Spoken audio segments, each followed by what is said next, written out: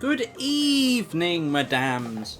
My name is NoodleHouse and we are back on Our World Is Ended. I've just realised there's a mark on my mouse that's bugging me. And after parting ways with Asno-san and Naruka-san, I arrive at the Roku while looking like Girl A. Looks like there aren't any suits here. As I prepare to move elsewhere, someone jumps out from one of the buildings. I brace myself for Men in Black to attack, but the person that comes out is Girl A on the verge of tears. The Girl A, question mark, quickly clings to me. Hold on. Having Girl A hug me while crying seriously perplexes me. I've got that stab then, I thought. I'm scared. This voice. Wait, are you Tatiana? It's our very own girl, C for children. You're ragey, right? Yeah, did something happen? I had so much trouble. After we split up, I was distracting the black men like I was supposed to. But then I was in a place I didn't recognise and didn't know where I was anymore. You just got lost. Looks like she's crying not because she's scared of the Men in Black. That's Tatiana the childish for you. Her willpower is weaker than a preschooler's. I see, but at least you weren't caught by the Men in Black. Relieved, I start to think. I can't just leave her here. But distracting the Men in Black while she's with me would be hard. Thus, for now, the best course of action is to send her to the underground. Tatiana, change into yourself. You want to track the Men in Black, then afterwards My smartphone starts to ring. The screen says that it's Yuno-san. Hello, Yuno-san? No, I'm Girl F for F Cup. Alright. You should also name yourself properly. You're E for error, right? Wrong. I'm Girl E for erotic. Right, I got it wrong. Our names for this operation are based on our personal traits. That's why Arari-san got H for hentai, while Asno-san got Girl B for bitty titties. I love that. I was against mine being neurotic, but I can't do anything about it. And Yuno-san has Girl F for F Cup. A fitting name indeed. So, Yuno-san, did you call me for a reason? Yeah, right now I'm at the entrance of the underground. I just met A-chan. Really? So she made it there? We'll be waiting in the underground for you guys. Hurry up and come. I'll contact everyone.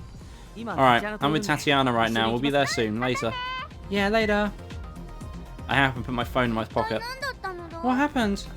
Tatiana, back to her own form, stares at my face. It's Yuno-san. She said that Girl A has arrived at the underground. Really? Yay, operation successful. Tatiana jumps for joy. It's all thanks to my efforts.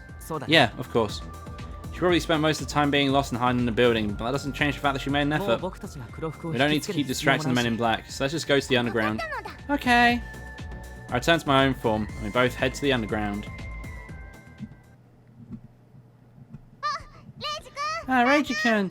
Tanyan, over here! Everyone's already here! Sorry for the wait, guys. Good work, you two. As you can see, we were able to get Girl A here safely. Thank you, all of you. I got to go to the underground without meeting any of the Men in Black. Seeing her in good health relieves me, and it looks like everyone else is okay too. The black men? The black men? seem to have a program that makes them automatically chase after Girl A. Good thing it's a simple one. Yeah, if they ever got too close. I mean, if they ever got too close, not too close, you could always go back to your own form and make them stop. It was actually fun. Yeah, they stopped caring if you didn't look like Girl A, so wait.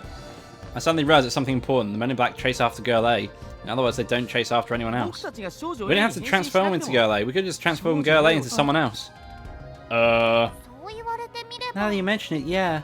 Everyone looks at Wari-san, he's just grinning like it's nothing. Wait, does he actually know how pointless this whole operation is? Anyway, we got here all safely, and I had a harem of Girl A's. I'm perfectly fine with this. We can't fail now. Let's brace ourselves, shall we? He's right. Let's do our best, everyone. Seeing the joy in Girl A's face as she nods makes me feel at least Operation Girl A to Z wasn't entirely meaningless. Awari-san holds the USB with the program, and we go through the messy underground, not into.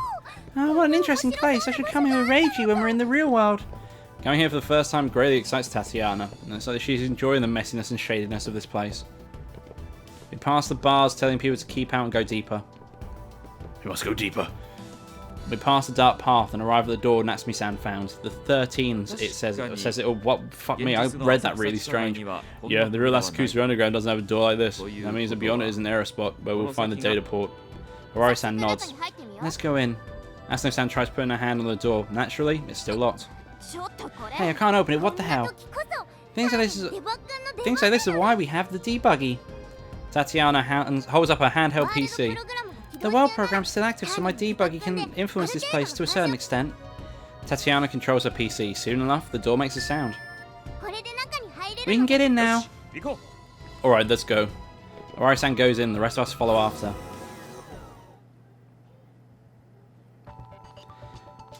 That is a pretty cool little central unit. Beyond, we find a place completely unlike Asakusa. It's a space almost as large as a gym. There are weird patterns on the wall, making it feel like I'm in some database or something. At the center of it all is a strange device with a keyboard and monitor on it. Oh, that has to be the terminal computer that links this in the real world. Ori-san sounds impressed. If we get the USB there and send the program, we'll activate the Zero to Home Froggy in the real world. That will completely destroy my PC back at Riken North and forcefully cut the link between the Akashic. We should be sent back home then. Huh? Wasn't it a program that just controlled your PC? That's what I wanted it to be, but that didn't go so well, so we made it a destruction program. I'm really sad about this. I recorded tons of anime I wanted to watch. Still, it's way better than peeing myself in real life. That's some kind of priorities right there. So let's go send it. Ori-san takes out the USB and slowly approaches the terminal computer. Suddenly, someone appears in the space between him and the device. It's a man in a yellow suit. His face is covered by a mosaic. What are you? Honestly, I never expected you to find this place so quickly. His voice distorted like that of an interviewee who'd like to remain anonymous. Sorry, but I cannot allow you to log out. Stick around for a bit longer. The mysterious mosaic man starts attacking us. Obscenity man. So that's going to be his name, huh? Mosaic equals censorship equals obscenity. It's very like Owari-san to name him that. Owari-san, he's blown away. Looks like the obscenity man is really strong. You cannot read like you're just meat. Be careful, people. The obscenity man. This obscenity man is pretty damn tough. He's not just obscene. I cannot allow you to log out here. Leave now and try again later. Looks like it's my turn. Iruka-san stands before the obscenity man. Hey, Iruka-san, this guy's a serious enemy. His illusions can't do anything against him. Iruka-san ignores my warning and jumps at the obscenity man. Ultimate skill, heavy meat attack! I don't know, why do they say it in like Skeletor's voice? I don't know. Basically, he's just thrown his entire body at him. It actually looks like it could do some damage. Whatever, little bunch. The obscenity man dodges it and blasts Iruka-san away with a strong kick. His rotund body falls to the floor and the heavy meat attack ends up doing nothing. The obscenity man snaps his fingers. Oh no. It's the fucking Matrix. With a burst of static, countless men in black appear before us as well. One of them's not Will Smith, unfortunately. Give up on this world. In this world, I have administrative privileges that make me far superior to you. I'll say it like a bird, turn around and leave and try again later. I'm sure I understand, obscenity man. From what I can tell, you don't want us to keep us here forever. You say you want to keep us here a bit longer. Am I wrong to assume you're just buying time? No, that's exactly it. But why? Because I will slow down the plan. That woman's memory data is... Electronic noise drowns out the obscenity man's words. Dear me, looks like I spoke too much. Anyway, just do as I say. This world is virtual, but dying is still painful.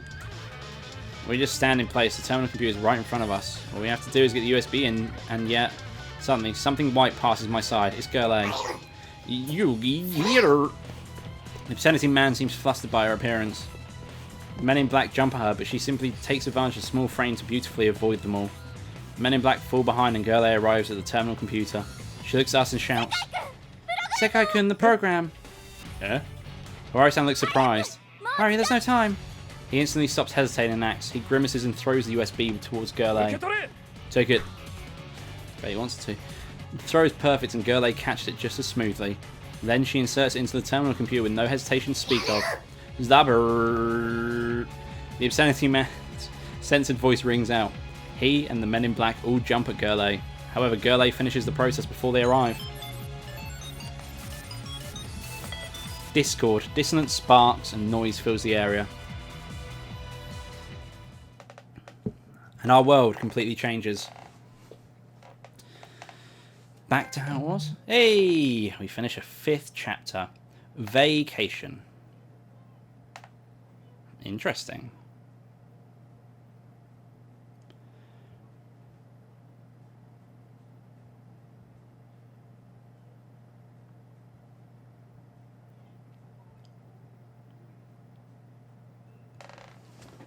Come on then, notice him. I wake up to find myself in a familiar meeting space of our office. The other members follow. This is the base, right? We're in the underground just now, though, so I guess this means that we're back. Well, we're in the NWG, so yeah. Looks like the zero to home froggy worked perfectly. Not that I thought it wouldn't. We all take off our goggles. Can you really just believe it like that? What's the likelihood of this being VR that just looks like the real world again? She sounds worried. I can't blame her. We've been trapped in the virtual world for too long. There's no way. We have updated the debuggy to version 2.0 in the virtual world, but here it's back at 1.0. Tatiana is looking at a handheld PC screen. She's right. There's no way this isn't the real world. Your body is as great as proof of that, Asuna. What do you mean? We've been in the new world for 12 days. That means that 12 hours have passed here in the real world. We spent all that time stuck in this burning hot office, not eating or drinking anything. We didn't go to the toilet either. Wari-san's words make me realise that I'm drenched in sweat and seriously thirsty and hungry. Most of all, most importantly, I need to go. I'm the only one who quickly realises physical need. I'm going to the toilet. Tatiana runs out of the space. Tatiana, hurry, I'm going first. I can't hold it either. Asano-san and Yuno-san follow after her. Oh, you're not going, Natsumi-san? Oh, worry, you don't have the bitterest consideration, do you? She sighs in shock. Sorry, but I'm perfectly fine. The Dark Angel of Chaos doesn't go to the toilet. That's an absurd statement, but I guess I should check up on them, though. I'll have to stop them if they start fighting. Natsumi-san walks out of the meeting room. She looks calm, but I can see her legs shaking. She's close to the limit, isn't she? Though, unlike Wari-san, I am considerate, so I don't point that out. Wait, I gotta go to the toilet too. There are two toilets in the office, one on the first floor and one on the second. The one on the second is considered to be the girls' toilet, so I have to go to the first floor. I get up and start rushing there, but Haruka-san passes me by. Reigi, I'm going there first. My bladder is crying. No way. I can't allow that. Haruka-san is known for spending lots of time in the toilet. This might sound vulgar, but he starts meditating even when he's just peeing. No, Haruka-san, please. Let me go first. I'll be done in 20 seconds. I stop him from leaving the dev room. Don't stop me. I need to go to the battlefield to keep a promise I made to a friend. I have to stop you. I want to go first. And who the hell is your friend? Your friends other than Awari-san? We grab each other and go towards the door. Though Haruka-san looks like a chubby nice guy, you can't underestimate his mobility. What do I do if I want to pass him? Oh god, here we go. How do we pass him? Knock him out, kick him in the balls. That's the door to Rororin. Zero accept. I am going to do a hidden technique because he will love it. Hidden technique, ultimate or Alco drunk fist. I got one of the great Brute Lee's postures and shout those words. Grr! Haruka-san exaggeratedly grabs his chest and starts staggering. I didn't actually attack him though. In fact, I didn't even touch him. I had no idea you learned this technique. Ultimate Alco drunk fist. It's a supreme technique that makes people's livers go bad after 3 years. I've been training to acquire it since before the current era. You've learned it in such a brief moment of time. I wouldn't expect any less from my disciple. Since before CE, how old does he think himself to be? And that's a technique that makes people's liver go bad after 3 years? Then why is he taking damage now? I am defeated. Reigi, pass my remains and go ahead. The ultimate Alka drunk fist has defeated him. Guess I'll just go to the toilet then. I leave Haruka-san and exit the dev room. I can't believe that worked, honestly. I came out on top and arrived at the first floor. However, what? I'm overcome by despair. For some reason the toilet is occupied. But it can't be Haruka-san, and the girls' toilet is the one on the second floor. And the only one who could be here is... Asano-san? You're Asano-san, aren't you? Huh? What the hell? How do you know it's me? You're the only girl who'd actually go in there. Hey, you sound like some old lady who goes into the boys' toilets if the girls' toilets are full. I'm not. Can you blame me? The one on the second floor is occupied by Tatiana and Yuno and Natsumi-san are in line too.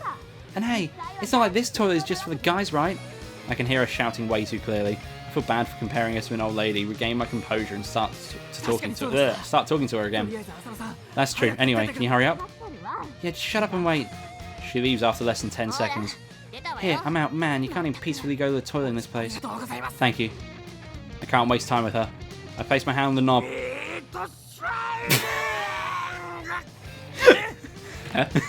Haruka-san appears out of nowhere, pushes me aside and slides into the toilet. Seeing the door close again makes me shout. Hiruka-san, why are you cutting the line? I was next. What a shame, Reigi. You're 30,000 years too early to surpass your mentor. I hear his victorious words. Damn it.